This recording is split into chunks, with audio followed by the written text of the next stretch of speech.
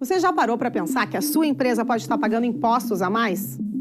O nosso sistema tributário é bem complexo e é comum as empresas pagarem mais do que o devido.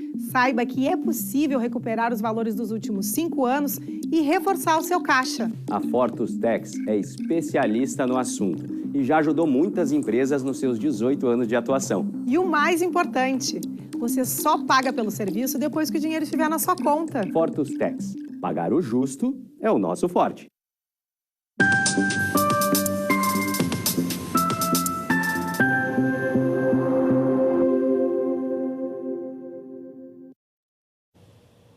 Olá, estamos começando agora o programa Papo Certo. Eu, Amanda de Oliveira e João Custódio. Sejam bem-vindos, estamos aqui na sua TV de segunda a sexta às 8 da noite, logo após o Cadeira Cativa. Papo de família e o tema é Batalhas Diárias da Mulher. De acordo com dados do Datafolha, mulheres divorciadas sofrem mais violência que as casadas ou solteiras devido ao fim do relacionamento. Estamos recebendo a doutora Gessilena Etcheverry, advogada e especialista em defesa dos direitos das mulheres e da população LGBTQIAP. Pós-graduada em Direito Civil e Direito do Trabalho, conselheira seccional do ABRS. Muito obrigado pela presença no programa de hoje. Obrigada ao convite, fico muito feliz de estar aqui, de poder trazer aí algumas informações para as mulheres e para a população LGBT. Vamos lá, que hoje temos informações. Bastante informação mesmo. Seja muito bem-vinda, então, Obrigada. Gessilena. E você aí de casa pode saber mais enviando a sua pergunta ou comentário através do nosso WhatsApp, 51 3029 8080, que a nossa convidada vai responder aqui no programa. Fique aqui, que já estamos voltando.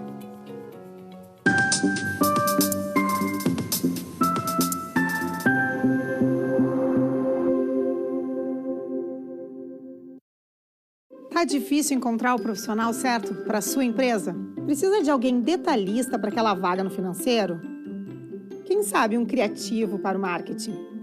Ou ainda, alguém focado em resultados? A Fortus RH utiliza técnicas de seleção e processos estruturados, realizando entrevistas, aplicando provas e testes específicos. Tudo isso para buscar a pessoa certa para a vaga certa. Fortus RH. Conectar pessoas é o nosso forte.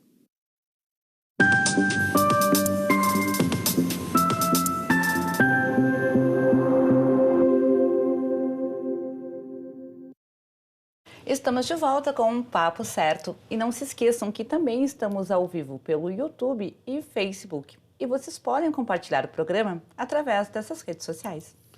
Bom, vamos para a primeira pergunta da noite, então. Doutora, casais homoafetivos podem casar de papel passado?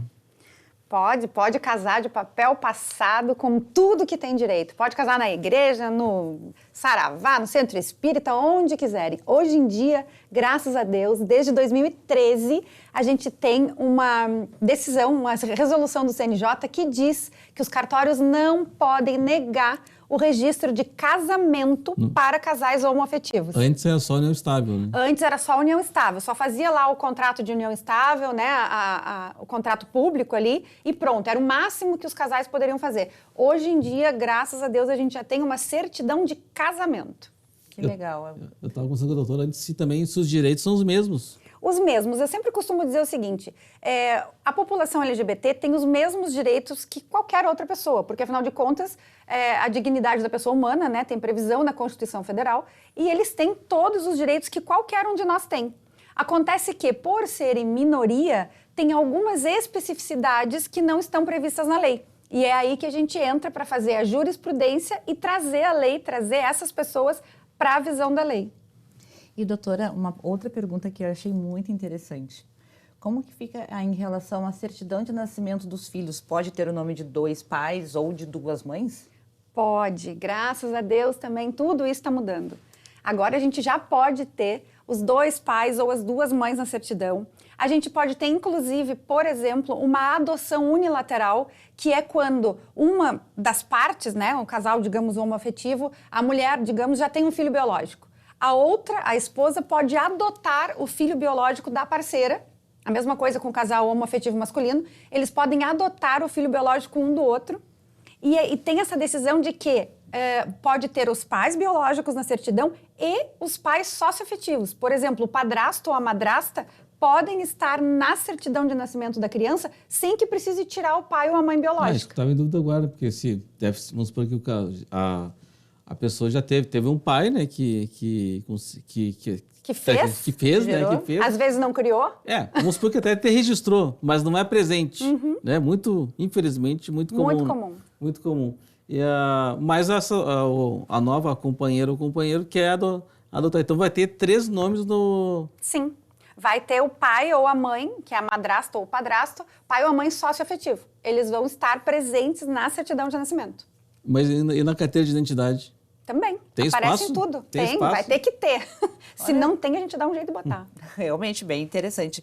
Me diz uma coisa, agora mudando um pouquinho assim de assunto, né? Quando a guarda é compartilhada, existe pagamento de pensão ou não, doutora? Ai, meu Deus, isso é uma coisa que acontece todo dia, chega gente lá no escritório falando sobre isso. Normalmente, a gente vê os pais falarem assim, eu vou pedir a guarda compartilhada e aí eu não vou mais pagar pensão. Isso não existe, gente, não existe. A guarda compartilhada só trata do fato de que ambos os pais vão ter responsabilidade para tomar as decisões da vida daquela criança. Né? Então, quando tiver a criança com o pai, é o pai que toma a decisão. Quando a criança estiver com a mãe, é a mãe que toma a decisão. Mas os alimentos, né, a pensão em si, tem que ser paga igual. Mas quando, por exemplo, muda de escola, os pais têm que tomar essa decisão de forma conjunta. Normalmente, a gente tenta fazer com que as decisões grandes, né, trocar de escola, trocar de cidade, sejam decididas entre ambos os pais. Às vezes dá conflito e aí tem que ir para o judiciário, que é para o juiz decidir. Não é fácil, ser juiz também não é fácil também, né? Não. Tem umas decisões que não são fáceis. Doutor, antigamente falava-se que quem traía, né, no relacionamento perderia os direitos na separação. É verdade isso? Antigamente até podia ser. Hoje em dia não. Hoje em dia não tem nada a ver. Claro que a traição é uma questão moral, né? É uma questão completamente moral, não tem a ver com direitos. Então, tanto o homem ou a mulher que trai só vai ter uma perda na hora da separação, que é a perda do direito à pensão. Por exemplo, se a mulher trai, digamos assim, a mulher trai, ficou descoberto, né, é pública aquela traição, ela vai perder o direito a receber uma pensão para ela. Isso é importante dizer, não é a pensão dos filhos. Essa aqui é uma informação inédita no Papo Certo até o momento. Essa informação aqui... É uma pensão para ela. Esse direito ela perde se ela trair. E o homem também. O homem também. É que normalmente, né, quem recebe a pensão normalmente é a mulher, mas pode acontecer do homem também. E a questão dos bens, a divisão é normal, não tem nenhuma relação com traição. Agora, trazendo ao assunto de filhos, né? O genitor ou a genitora que recebe a pensão do filho tem obrigatoriedade de fazer a prestação de contas? Por exemplo, fez a compra no mercado e tem que mandar a notinha lá mostrando o que comprou? Precisa? Não. Isso também é uma questão que é muito levantada. Alguns pais não gostam, né, de dar dinheiro, porque afinal de contas, com 200 ou 300 reais numa pensão, a mulher pode ir lá botar silicone, comprar joias e viajar, né? Com certeza. Uhum. Mas assim, normalmente, isso a gente fala brincando, mas é que assim, os pais ficam querendo realmente a prestação de contas de planilha, nota fiscal, enfim, mas isso não existe também, tá? A pensão... Quem tem que saber como vai usar a pensão é o genitor que receber. Então, ou é a mãe que recebe a pensão, ou o pai que recebe a pensão. Ele vai decidir como é a melhor forma de usar para aquela criança. Ele não precisa prestar contas disso. Por exemplo, uma vez um amigo meu é separado e queria botar o filho dele numa escola particular. E propôs para a mãe pegar parte da pensão para pagar a escola particular. Ele até propôs complementar uma outra parte. Ela optou por não, né? Nesse caso... teria uma forma de chegar a um consenso ou não? Quando não houver consenso, eu não quero que seja particular, eu vou botar na escola pública porque é melhor, porque economiza, ou a particular é melhor, enfim. Quando não houver consenso entre os pais, tem que ser levado para o judiciário. Infelizmente. Não tem outra forma, não tem. O que a gente faz? Que é uma forma que hoje em dia está muito comum no direito, né? Os advogados estão fazendo a mediação dessas relações. Porque normalmente os pais não conseguem dialogar. Então, é um serviço que eu utilizo lá no escritório, é o serviço de mediação, intermediação. Então, os pais não precisam se falar para não brigarem. E eu fico negociando com eles o que fazer. Eu pensei que eles sentavam na mesma mesa e tu intermediava presencialmente. Isso é um serviço de mediação, só que não, assim, não é que não funcione, mas nesses casos de família, quando existe uma situação mal resolvida entre os pais, normalmente não funciona. E a intermediação facilita, né? Porque daí eles não precisam ter contato. Eu vou negociando com os dois para ver a melhor situação para a criança. Porque o que a gente tem que pensar é isso, é a situação da criança. Isso é importante que os pais e as mães pensem. Antes de brigar, existe ex-pai e ex-mãe. Quer dizer, existe ex-marido e ex-esposa, não existe ex-pai e ex-mãe. Então não adianta brigar, vocês têm que pensar no melhor para o filho. E sempre tem que alguém vai ter que ceder, né? Para que a gente possa organizar a vida daquela criança. Por exemplo, um plano de saúde, né? Quero que seja parte da pensão, seja paga um plano de saúde privado. No caso, a mãe, né, nesse caso, ela tem essa decisão de querer ou não, ou senão vai para a justiça. Se não vai para a justiça. O que não conseguir ser decidido de comum acordo entre os dois tem que ser levado para a via judicial. Porque daí vai ter o juiz que vai decidir. Nem sempre como um ou outro quer, mas sempre com a melhor visão para a criança. Doutora, também assim, nós falamos agora de pai e mãe socioafetivo, né? Nesse caso, o filho, né, ele tem direito à pensão, à herança em caso de falecimento? Tem. Uma coisa que a gente tem que lembrar sempre, filho é filho. Não existe mais, lembra que antigamente falava filho bastardo, né? Não existe mais filho bastardo, filho é filho, né? Pode ser reconhecido, a pessoa pode ir lá e registrar na certidão de nascimento que é filho, ou pode não ser reconhecido, mas é filho igual, vai ter os mesmos direitos. O filho socioafetivo, que seria o caso aí do padrasto e da madrasta, né? Ele pode ter aquele reconhecimento na certidão e aí ele vai entrar sim na sucessão. E se não houver esse reconhecimento, por exemplo, o pai ou a mãe pode deixar um testamento, né? O padrasto e a madrasta podem deixar um testamento com aquela parte daquele filho socioafetivo e também esse filho socioafetivo pode buscar na justiça, após o falecimento, o reconhecimento, que é o que a gente chama de reconhecimento pós-mortem. Mas é mais difícil de provar. É mais difícil de provar, né? E muitos juízes levantam a questão assim, tá, mas se em vida não quis fazer o registro, por que agora em morte vai querer, né? Mas também temos a questão que às vezes em vida a pessoa não sabe. Não, eu criei, lembra que aquela velha história do interior principalmente, né? Eu criei desde pequena, é meu filho, mas nunca registrou, nunca colocou no papel que queria tê-lo como filho. E é aí que dá o problema. Então a gente sempre tem que, é o que eu digo hoje em dia, contador e advogado tem que conversar para resolver o problema, antes que o problema aumente. O problema é que nesses casos de sucessórios, né, é que geralmente a pessoa em vida não quer tratar desse assunto de morte, né? Ninguém quer preparar a morte. E deixa a bomba para explodir depois, né? E Deus vivos que se... Os que ficarem que se virem.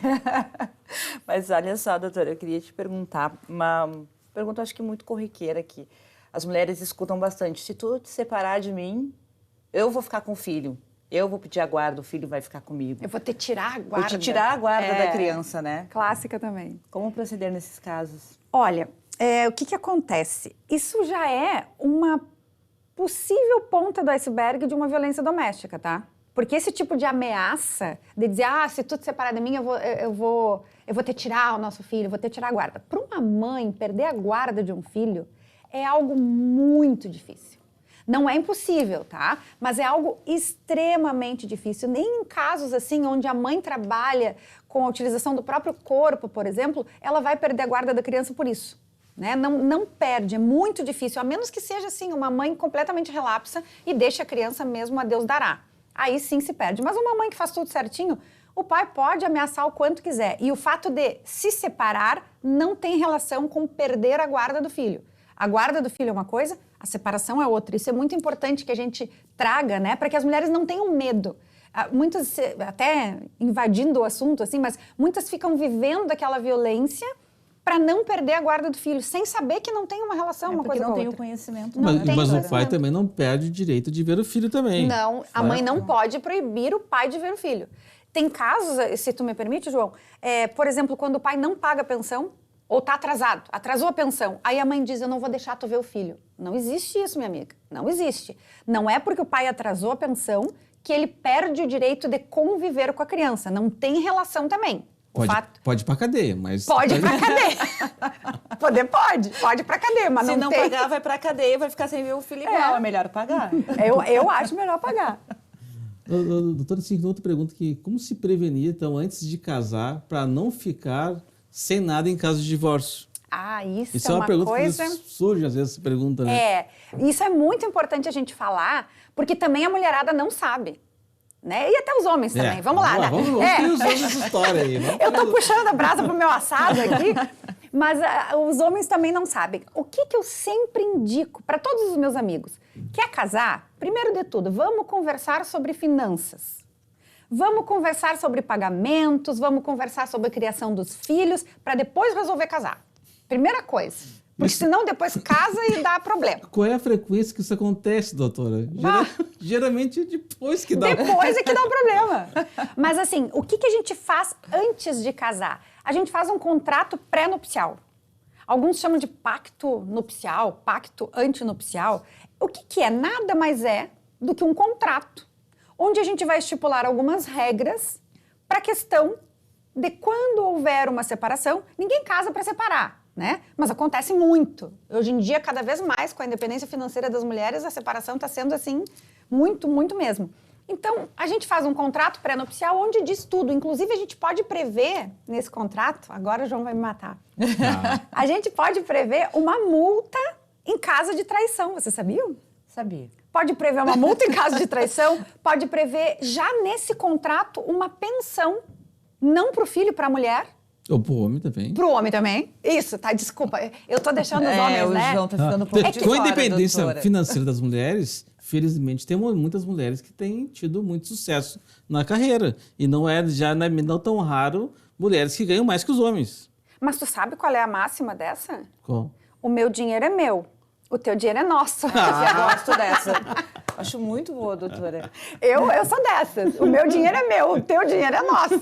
Eu acho interessante que em relação ao pacto pré-nupcial, tem essa questão também que até o cachorro, né? Tudo. Já pode ficar determinado com quem fica. Já pode casa, ficar. assim. Isso evita problema depois na separação, porque já tem esse pacto em um momento em que as pessoas se amam, no momento em que as pessoas se cuidam, em um momento que as pessoas querem o bem uma da outra. Eu acho que é aquele momento separa, assim, não, meu amor, pode ficar com o meu carro, não me Isso. importa. Depois do final do casamento, não acontece, não. Depois, quando tá na parte de separação, as pessoas estão com os ânimos, né, alterados, e aí dá briga. Então faz o pacto antes, que tu já... Inclusive, regime de bens. Regime de bens é uma coisa que é importante colocar no pacto. Muito bem. Olha só, o papo tá muito bom. Nós vamos fazer um intervalo de 30 segundinhos e já voltamos com o papo certo. Fiquem aí com a gente.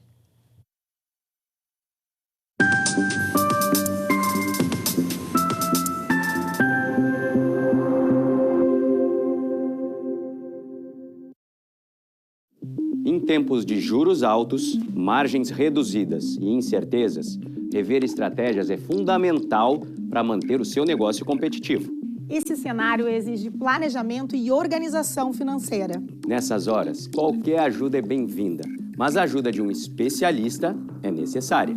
A Fortus Consulting conhece na prática e tem as soluções adequadas para cada situação.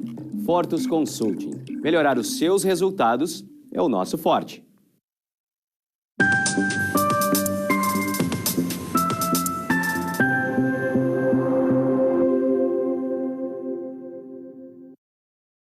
O Papo Certo está de volta. E aqui nós falamos sobre as diversas áreas do direito, economia e saúde.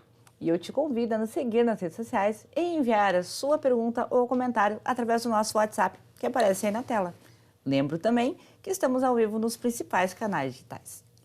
Doutora, violência doméstica. Quais são os tipos? Aí tem muita gente que às vezes não tem dúvidas, né? Que acha que violência doméstica é somente agressão física, né?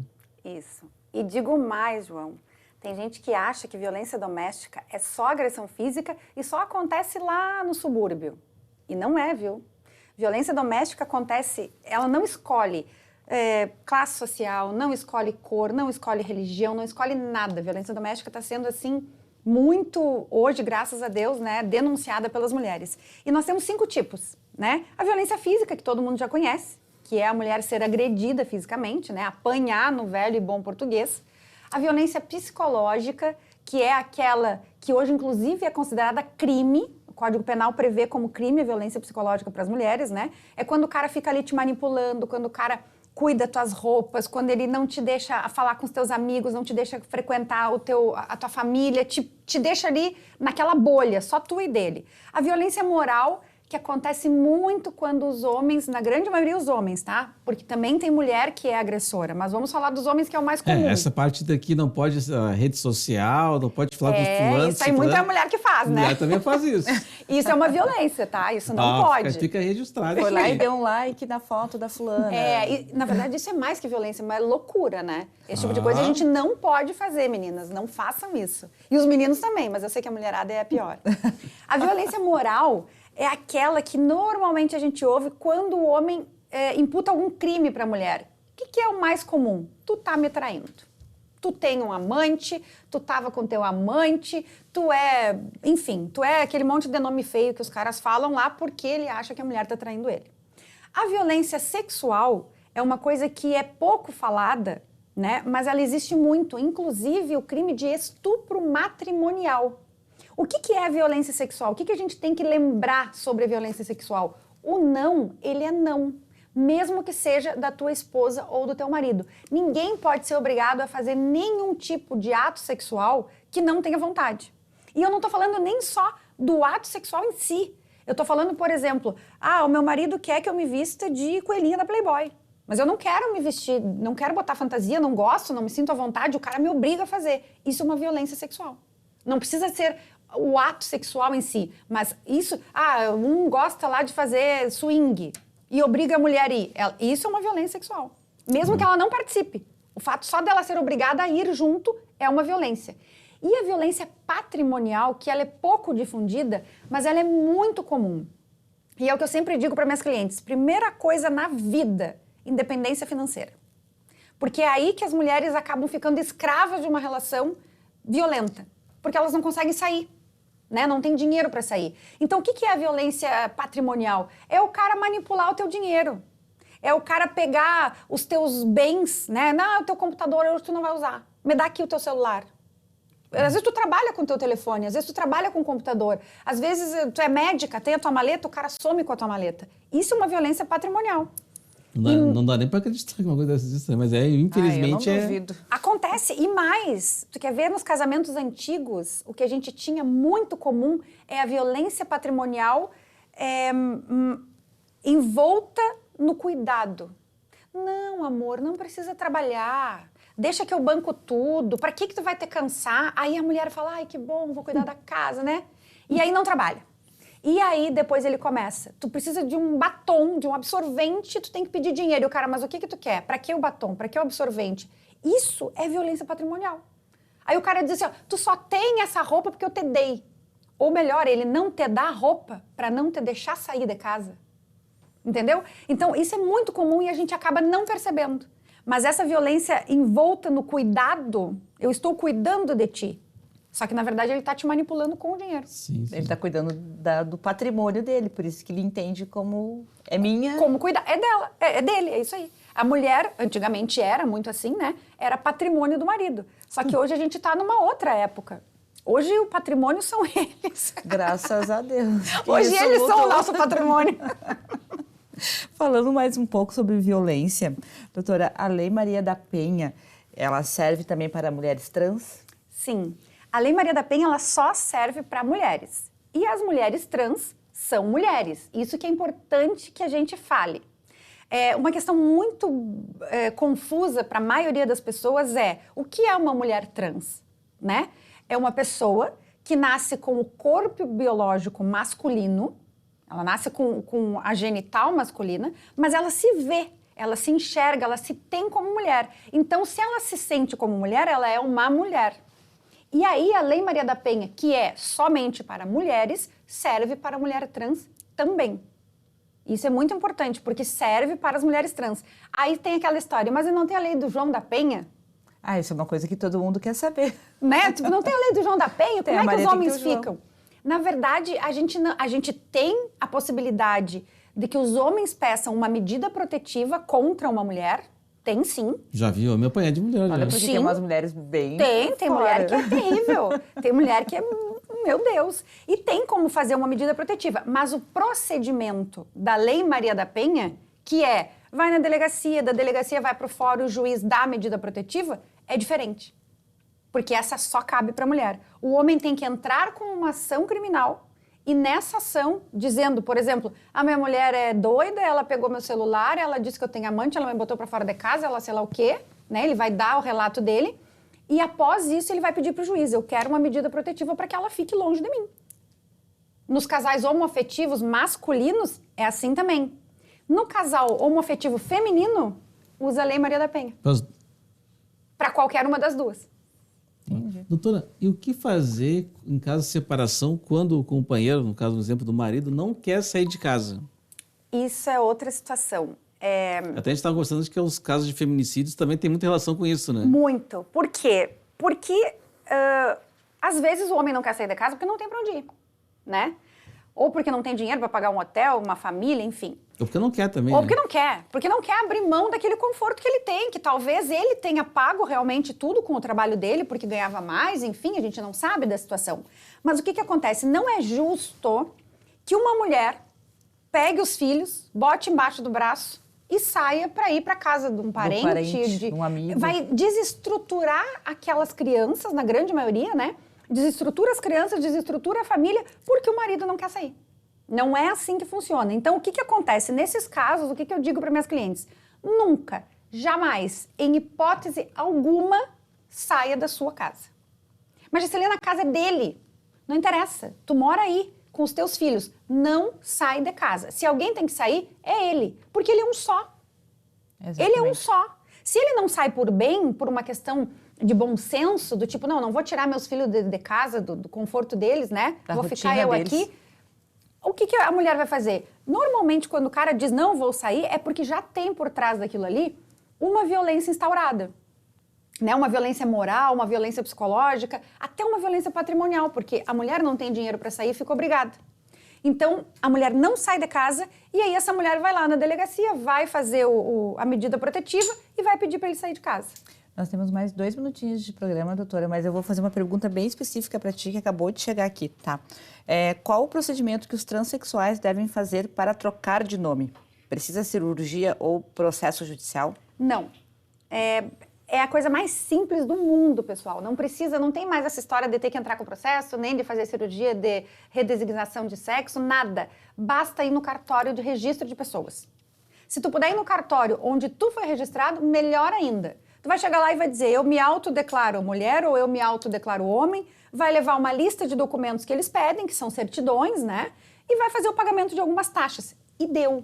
Não precisa de advogado, vocês podem fazer isso sozinhos. Claro, se quiser a ajuda do advogado, provavelmente paguem por isso, né? Mas não precisa. É muito fácil. Perfeito, então. Doutora, muitíssimo obrigada pela tua presença aqui no programa. Foi ótimo. Eu que agradeço. Então, agradeço também a você de casa por ter nos assistido. E lembrando que o programa é reprisado às 7h30 da manhã. Então, chegamos ao final do Papo Certo. Amanhã, às 20 horas, estamos de volta com o Papo Empreendedor. Estará conosco o empresário especialista em finanças, Marcos Miller. Falaremos sobre planejamento financeiro, pessoal. Estaremos esperando todos vocês. Até lá.